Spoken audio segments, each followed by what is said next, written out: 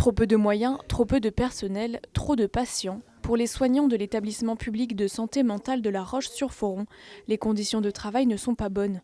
Si les normes de santé recommandent une occupation à 85% pour maintenir des conditions optimales, ici, le taux d'occupation est de 100%, une conséquence directe de la surcharge de travail.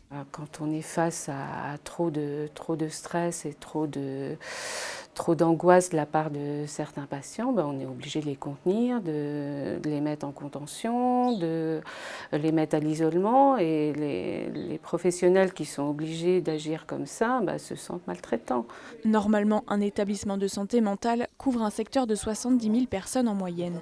Or, cette EPSM couvre quasiment le double, avec un secteur de 120 000 personnes. Le personnel est en effectif tellement réduit qu'il a une surcharge de travail. Il est sans cesse sollicité pour revenir sur des repos, et les médecins sont obligés d'aller sur plusieurs sites à la fois et n'ont plus du tout le temps de s'occuper des équipes. Et ça donne des conditions de travail où tout le monde est à bout, tout le monde est hyper fatigué. Les soignants ne sont pas assez, et pour cause, 30 postes sont vacants.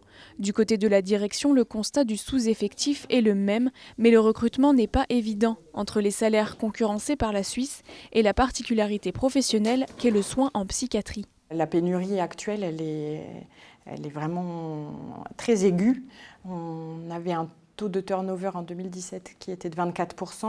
En 2018, il est passé à 40%. Ce qui veut dire que c'est compliqué parce que il y a la formation des nouveaux professionnels qui revient sans cesse. Pour la directrice de l'établissement, les conditions d'accueil des patients sont bonnes, mais la fatigue des équipes est indéniable. Pour la première fois depuis 9 ans, on va prendre la décision de fermer, de réduire les capacités en lit du 15 juin au 15 août pour pouvoir assurer les congés à nos personnels, pouvoir se ressourcer et puis mieux soigner. La direction de l'établissement est persuadée que la rénovation de la psychiatrie est un immense chantier à mener tous ensemble. Pas sûr que les employés à bout l'entendent de cette oreille.